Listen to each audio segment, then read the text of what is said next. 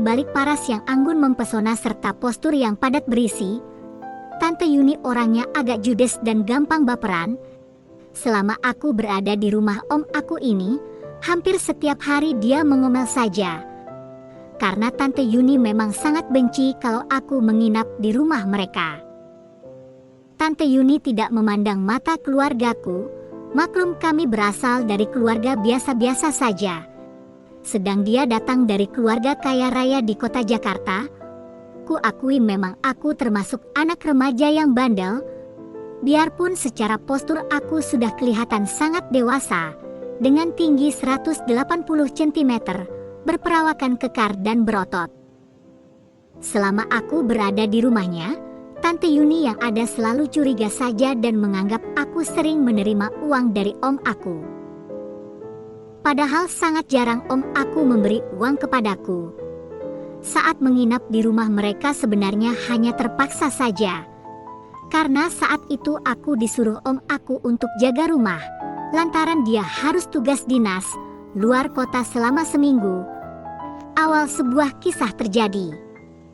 Kota kecil tempat aku dilahirkan dari dulu hingga sampai sekarang masih tetap saja. Belum ada perubahan berarti, namun udaranya sejuk dan cuacanya lumayan dingin, mulai pagi hingga sampai malam hari. Karena kota ini dikelilingi oleh hamparan perbukitan yang hampir merata. Sebut saja kota Madiun namanya. Berada di wilayah Jawa Timur yang juga terdapat beberapa tempat wisata alami. Pada saat itu aku memenuhi permintaan om aku untuk menjaga rumahnya yang berjarak sekitar 30 kiloan dari rumahku. Om aku bernama Jonathan. Aku biasa memanggilnya dengan sebutan Om John. Dia telah menikah dengan perempuan cantik bernama Yunita yang biasa aku panggil Tante Yuni. Jujur setelah menyelesaikan bangku kuliah di Jogja, aku jarang sekali berkunjung ke rumah mereka. Namun demi menunjukkan sikap patuhku pada Om John, terpaksa aku laksanakan perintahnya. Hari Senin pagi aku pacu motorku ke rumah Om John, dan setelah perjalanan 30 menit aku sampai di rumahnya. Langsung aku parkir motor di teras rumah. Sepertinya Dini dan Dela masih belum berangkat sekolah, begitu juga Tante Yuni belum berangkat kerja. Oh iya, Om John dan Tante Yuni saat ini sudah dikaruniai 2 perempuan kembar. Namanya Dini dan Dela, keduanya masih duduk di kelas 10 SMA. Sudah menjadi kebiasaan 3 bidadari cantik ini kalau di rumah hanya pakai daster. Sehingga suasana rumah tampak adem, walau Tante Yuni sendiri agak judes. Met pagi semua, aku ucapkan sapaan seperti biasanya. Pagi juga Mas Tommy. Lo kok masih kusut wajahnya? Pasti baru bangun ya? Dela membalas sapaanku. Iya nih tadi buru-buru. Aku jawab sekenanya sambil masuk ke ruang keluarga. Tom, kamu antar Dini dan Dela ke sekolah ya. Tante belum mandi ini. Itu kunci mobil ada di tempat biasanya. Agak sewot dari dapur Tante Yuni menyuruh aku. Oke siap Tan. Jawabku singkat. Ayo buruan bidadari cantik, celetuku sambil masuk ke mobil. Memang Dini dan Dela ini adalah cewek yang paling manja. Kalau pergi kemana-mana selalu minta diantar jemput. Lalu mobil aku pacu dengan cukup kencang, takutnya Dini dan Dela terlambat masuk sekolah. Setibanya di sekolah, Dini melambaikan tangan sambil berkata, "Dah, Mas Tommy, nanti pulangnya dijemput juga ya." Lalu mereka pun menghilang di balik pagar sekolahan. Selesai sudah tugasku mengantar untuk hari ini. Lalu kupacu mobil untuk kembali ke rumah Tante Yuni. Sesampainya di rumah Tante, mobil aku parkir di garasi. Kemudian aku menuju meja makan lalu mengambil porsi jumbo dan melahapnya dengan semangat. Tante Yuni rupanya masih mandi. terdengar suara guyuran air yang agak keras. Lalu hening agak lama. Setelah kurang lebih 3 menit tidak terdengar gemericik air, batinku jadi bertanya-tanya dan aku hentikan makanku. Setelah menaruh piring di dapur, aku berjalan menuju ruang tengah. Tepat di depan kamar mandi rupanya Tante Yuni kelupaan menutup rapat pintunya. Aku matikan lampu di ruang makan dan sambil jalan berjinjit pelan, tak sengaja aku menoleh ke kiri. Astaga! Aku benar-benar terkejut, pikiran pun melayang-layang terbang tinggi nan jauh ke sana. Tante Yuni bergoi 4NG, goi 4NG sambil pegang HP, melakukan hal-hal aneh. Sesekali menghela N4 pas panjang.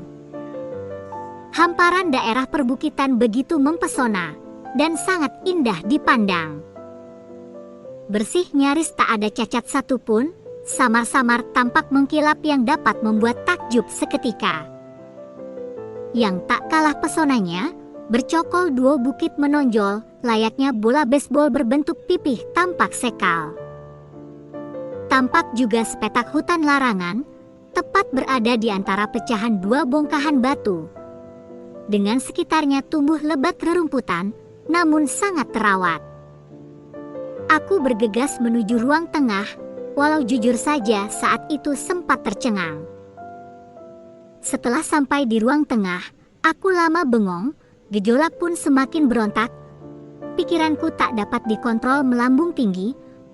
Masih terlintas pesona pemandangan alam yang sangat indah sekali. Tongkat komando pun ikut tegak mengacung. Aku tak dapat mengendalikan diri. Ini pertanda apa? Tanyaku dalam hati. Lalu aku nyalakan TV yang sejak dari tadi diam mematung. Yah, hitung-hitung untuk memecah keinginan yang makin bergejolak. Tiba-tiba, "Tommy, apa yang sedang kamu lakukan?" teriak sebuah suara yang aku kenal. "Nanti aku bilangin ke ibu kamu loh," imbuh suara Tante Yuni mengagetkan aku. Rupanya Tante Yuni kaget dan masih berdiri tegap di samping TV. Aku pun segera menyudahi senam jari. "Ach, tante ini, dikit-dikit mau bilangin ke ibu, aku ini udah gede Tan," jawabku bermaksud berontak. "Kamu sih, pagi-pagi gini udah bikin kaget tante. Embok ya sana mandi dulu," celetuknya sambil masuk kamar. Aku pun tetap terpaku duduk sambil nonton televisi. Karena tongkat komando masih tegak berdiri, khawatir tante melirik lagi. Tak lama kemudian Tante Yuni berangkat kerja, aku sendirian di rumahnya yang sepi. Karena masih ngantuk, aku ganti celana dengan sarung lalu masuk kamarnya dan langsung tidur. Kira-kira berselang 4 jam kemudian, aku terbangun kaget. Karena Tante Yuni tiba-tiba sudah berdiri berada di samping dipan tidur. "Loh Tan, kok sudah pulang? Katanya tadi kerja," tanyaku sambil tergeragap. Namun Tante Yuni diam saja, lalu aku langsung keluar dan menuju kamar mandi. Sambil mandi pikiranku terkoyak, rasa batinku benar-benar gak enak. Saat itu aku takut melihat sikap Tante Yuni yang cuek dan sinis kepadaku. Kenapa Tante Yuni diam dan sinis melihatku? Apa mungkin dia marah gara-gara aku tidur di kamarnya tadi? Tanyaku dalam batin. Selesai mandi aku kembali duduk di ruang tengah, dan tiba-tiba Tante Yuni nyamperin dan duduk di sebelahku. "Maafin Tante ya Tom. Tadi Tante bikin kamu tergeragap bangun dari tidur pulasmu," ucapnya. "Gak apa-apa, justru Tommy yang minta maaf. Karena tadi tidur di kamar Tante tanpa izin dulu," sahutku. "Tadi Tante izin pulang lebih awal, karena awak Tante mendadak terasa gregesan. Dan setelah ambil obat di apotik Tante langsung pulang." Begitu alasan Tante Yuni ketika aku tanya kenapa dia tidak jadi masuk kerja. "Tadi waktu Tante masuk kamar, lihat kamu lagi tidur pulas dan sarung kamu tersatungkap," lanjut Tante Yuni membuatku salah tingkah. Ternyata gede juga ya, pantesan kamu punya keinginan yang begitu ku 4T, imbuh Tante Yuni yang sudah tampak tidak judes lagi. Ah Tante bisa aja. Tadi Tommy juga lihat Tante waktu di kamar mandi, jawabku bermaksud membalas pantun Tante Yuni. Hah, jadi kamu tadi? Jawab Tante kaget dengan mimik sedikit malu. Iya, tadi Tommy tak sengaja melirik dikit. Maafin ya Tante gak marah kan? Agak takut juga sebenarnya kalau dia sampai marah. Ngawur kamu Tom, tapi ya udah lupakan saja. Yang penting kamu tidak bilang pada siapa-siapa, pinta Tante Yuni lembut kepadaku.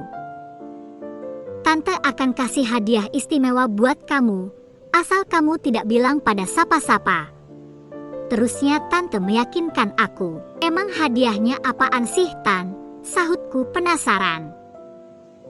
Ada deh, Tante jamin pasti kamu suka, karena kamu belum pernah merasakan, iya kan? Ujar Tante Yuni.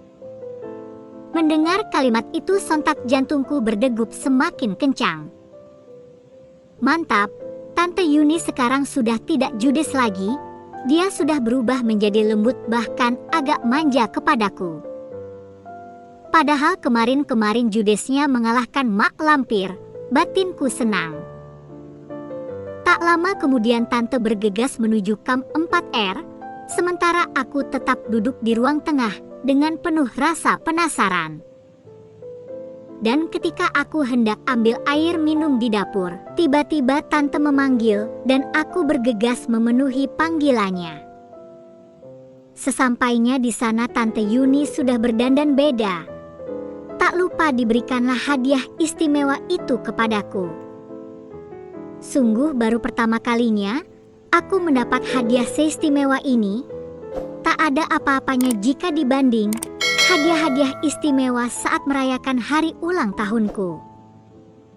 Dengan gerakan pelan tapi pasti, menyusuri hamparan perbukitan yang teduh, berputar-putar pada dua bukit sekal, seakan belum mau turun untuk berjelajah pada hutan larangan.